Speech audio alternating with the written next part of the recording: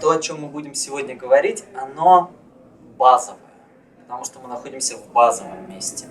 Сегодня не будет какого-то специфического послания, которое будет решать какой-то маленький момент нашей жизни или давать ответы на какие-то фрагменты или контексты, которые мы проживаем.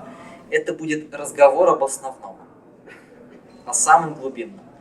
И если вы попробуете впитать то, о чем я буду говорить, то, возможно, этот подход, эта информация, эта точка зрения откроет вам дверь для мира, для соединения всех тех кусочков опыта, которые у вас были. В нас всегда есть две тенденции. В каждом из нас.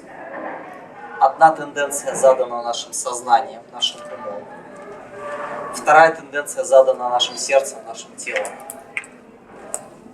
нашей пребывающей в этом мире сущности. Первая тенденция, которая делает нас именно людьми, Homo sapiens, думающими людьми, это тенденция к разделению. Тенденция к разделению позволяет нам выживать. Тенденция к разделению позволяет нам ориентироваться в мире. Тенденция к разделению позволяет нам обучаться.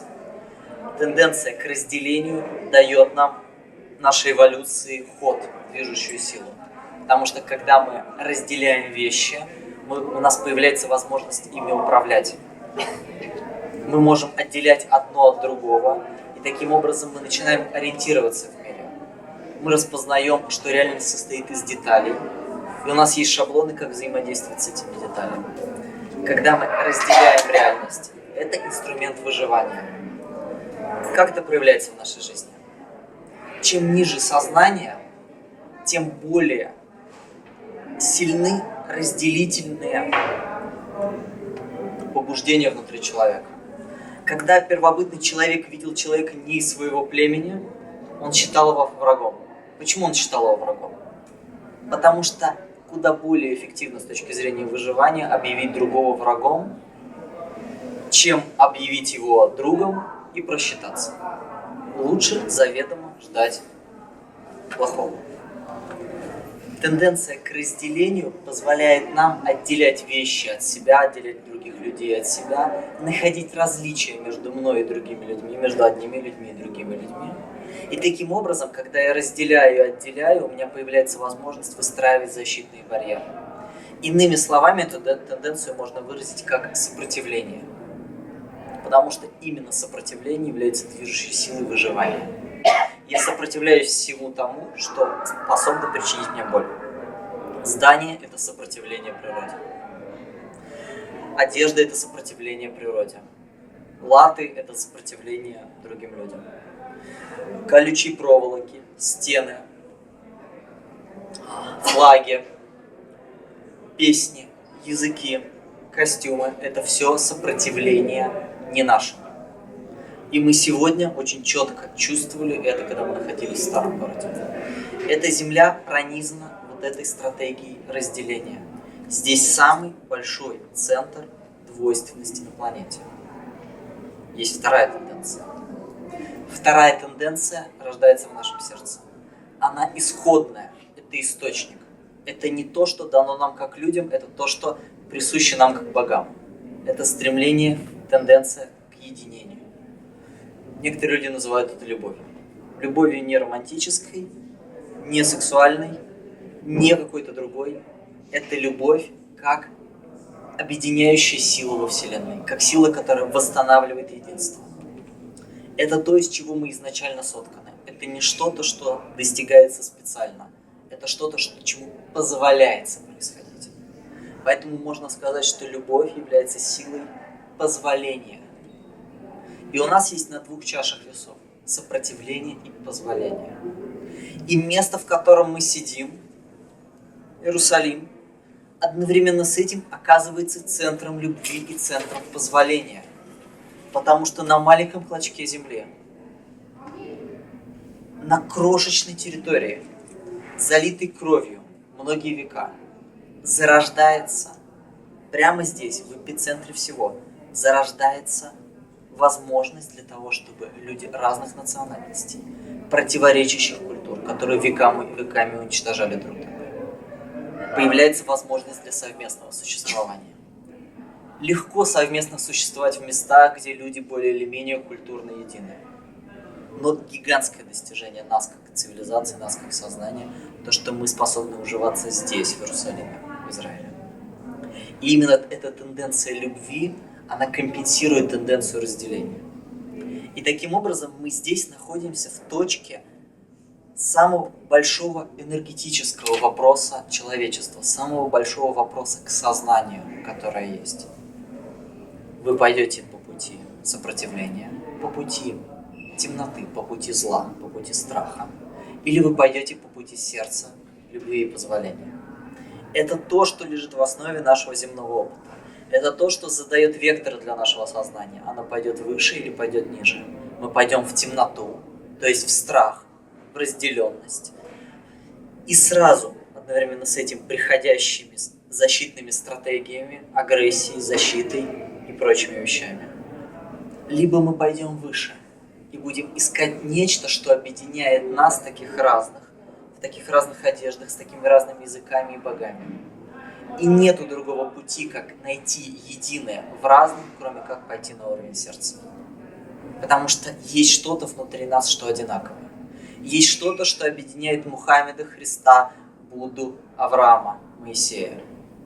Это что-то, это любовь Бога, живущая в наших сердцах, в их сердцах. И вот эта любовь, она идентична, она абсолютно одинакова. В ней нету никаких культурных примесей, языковых примесей. Это одно и то же чувство блага, которое есть в мастерах и которое есть в каждом из нас. И в этом плане именно вот эти два вектора. Пойдет ли человеческое сознание выше или пойдет человеческое сознание ниже. На протяжении последних 5000 лет решалось здесь, на этой земле. Потому что именно здесь основные религиозные конфессии, которые задают и управляют историей человечества, мусульмане, христиане, иудеи, они решают вопрос. Мы сможем выйти на уровень сердца. Мы сможем признать единого Бога, который и так у нас един. Или мы будем жить в темноте. И когда вы сегодня шли по старому городу, я хочу, чтобы вы чувствовали, как сильно вибрирует здесь эта энергия. Как сильны эти тенденции, как сильно они сталкиваются здесь. Это как морской прибой, как два жернова, которые прокатываются друг по другу. И та мука, которая появляется из этих жерновов, это люди, которые по этому городу ходят. И что произойдет с ними? И что произойдет с человечеством? Что произойдет с нашими сердцами? Это тот ответ, который является самым важным для всего человечества. И каждый человек, который находит потенциал для единства, усиливает эту возможность для того, чтобы наше сознание пошло выше. Суть всей человеческой кармы, суть всех человеческих уроков в сопротивлении. Когда мы на уровне сердца, наша энергия течет естественно. Все желания исполняются естественно. Мы защищены не защитой, не латами, не доспехами, не коробочками. Мы защищены самой жизнью, потому что жизнь равно благо, равно безопасность, равно жизнь. Жизнь не содержит в себе зла. И поэтому, когда мы сонастроены со своей энергией, мы бессмертны, мы неуязвимы. Мы всегда в блаженстве. Карма возникает тогда, когда появляется сопротивление жизни. Когда энергетический поток перемыкается, когда энергетический поток разделяется, когда происходит раздвоение. Это то, что древние называли дьяволом. Бросаю раздельно, диаболос. Разделение, двойственность. И когда в человеке, в его энергии поселяется разделенность, она поселяется не потому, что человек плохой, а потому что он поддался страху и поддался иллюзии того, что другой человек не я. Каин и Авель. Первая история разделенности. Вторая история разделенности в Священном Писании. Твой огонь восходит к Богу, а мой не восходит к Богу. Поэтому я убью тебя. Потому что не может быть так, чтобы Бог любил тебя больше, чем ты мой брат, но ты другой, ты не я. И у нас с тобой конкуренция за любовь Бога. Ничего не напоминает? Та же самая история. Человечество уничтожало друг друга не потому, что есть экономические, политические, какие-то иные предпосылки. Это все шелуха. Есть главный глубинный конфликт внутри каждого человека, живущего на этой планете. Это конфликт разделенности. Это конфликт конкуренции за любовь. Так смешно, да? Конкуренция за любовь. Но если мы вспомним все наши человеческие отношения, то мы вспомним о том, что везде лежит страх потерять любовь, страх потерять благословение, страх потерять вот этот контакт с другим человеком или с Богом. И когда страх начинает управлять нами, мы формируем нашу карму. Потому что карма – это не что иное, как наши выстроенные стратегии защиты. Я всегда говорю, что карма – это отношения. Потому что карма не может возникнуть у человека в вакууме. Карма – это всегда отношения. В каком смысле?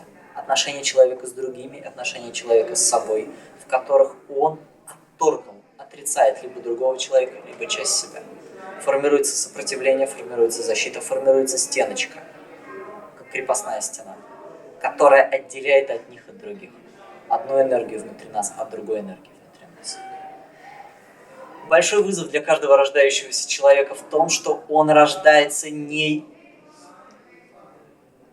гомогенизированным, не пюрешечкой, не мультифруктом. Он рождается насыщенным огромным количеством противоречивых энергий. Так устроен космос. Древние выражали эти энергии в виде богов. Они их называли богами. Шумеры, вавилоняне, греки, римляне, египтяне. Много богов, много энергий. Каждый бог символизирует частичку нас. Когда на планете появился монотеизм, открылся потенциал для уравновешивания энергии внутри человека. Единый Бог, а значит, есть потенциал для слияния энергии. Когда человек приходит в эту жизнь, у него есть одна энергетическая задача – сделать вот этот фонтан разноплановых энергий единым. Сделать этот фонтан разноплановых энергий слаженным, текущим, искристым, не конфликтным, но текущим, но проявляющимся. И разумеется, там, где человек видит ту энергию, которая ему не нравится, или, что чаще всего, другому человеку не нравится, он ее отторгает, он ее подавляет. И после того, как он ее подавил, он начинает подавлять эту энергию в другом человеке. Поэтому говорят, что мы не любим в других то, что мы не любим в себе. Это не совсем так. Мы не позволяем другим то, чему мы сопротивляемся в себе. Именно сопротивление себе является ключом к сопротивлению другим людям. И это и есть та самая карма, о которой мы говорим. И поэтому я говорю, что Иерусалим – это квинтэссенция земной планетарной кармы. Потому что здесь одновременно сильны две тенденции. Это тенденция к сопротивлению друг другу и тенденция к исцелению этого сопротивления. И все те люди, которые обретают мир на этой земле, привносят потенциал для мира на всю планетарную систему, во все планетарное сознание. Вы слышали историю друг друга. Мы все такие разные, у нас у всех разные намерения. Мы все приехали за разным. Кто-то с кем-то срезонировал, кто-то с кем-то не срезонировал.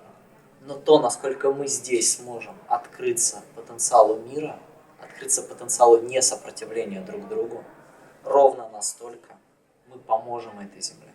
И мы поможем сами себе исцелиться. Потому что здесь нет различия, здесь нет разделения. Когда мы помогаем другим, мы помогаем себе, потому что это единое поле сознания. А у нас просто есть участочек, который мы мотыжим. Последняя мысль на сегодня. Я хотел назвать нашу встречу, и, наверное, назову ее как «Взросление человечества». Человечество взрослеет тогда, когда обретает все больше личной ответственности. Когда человек спит, то жизнь его, поток жизни его ведет неосознанно. Он не приходит в сознание. И поэтому ему нужен инструмент кармы, ему нужна система, которая бы отвечала на его внутренние ограничения, которая помогала бы ему обнаружить свои границы, которая буквально ударяла по тем барьерам, которые у него внутри выстроены, пыталась их пробить, чтобы человек их увидел. Все, что с нами происходит, это жизнь, которая пытается расширить наши конструкции, наши внутренние системы убеждений, наши внутренние системы сопротивления. Это все, что с нами пытается сделать жизнь. Когда человек берет хоть чуть-чуть личной ответственности за себя, когда он пробуждается, он имеет право на то, чтобы перестать жить в неосознанной, неосознанном потоке, кармическом потоке, в этом тини-толкае, который перетягивает человека с одного места на другое место. И решение человека пробудиться не является каким-то проявлением его гордыни, а является показателем его духовной взрослости. Для большинства людей это сложно. Я всегда раньше думал, почему церковь пытается сказать, что люди рабы Божьи? Я думаю, наверное, в этом есть какой-то злой умысел. А потом я понял, это так удобно. Быть рабом очень здорово. Ты ни о чем не беспокоишься. Вся ответственность на других людях. Тебе не нужно ничего решать. И тебе очень легко отвечать потом. Я был раб, я сделать ничего не смог.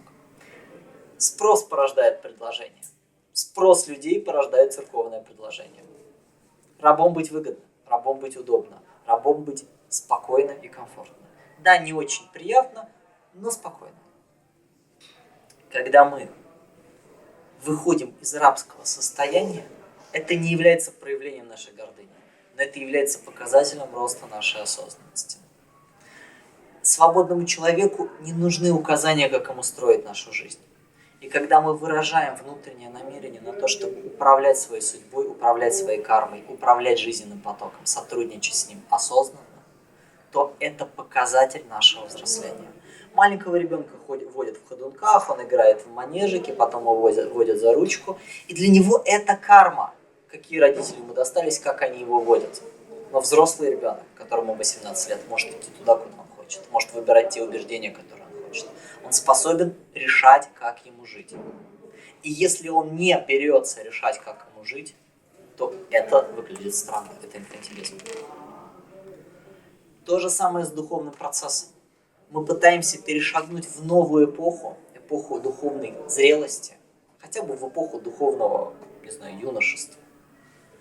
Но мы пытаемся сохранить старые подходы. Мы все еще ходим в святые места и пытаемся что-то получить от них вместо силы. Мы все еще приходим к людям, которые нам что-то рассказывают, и пытаемся с ними как-то повзаимодействовать.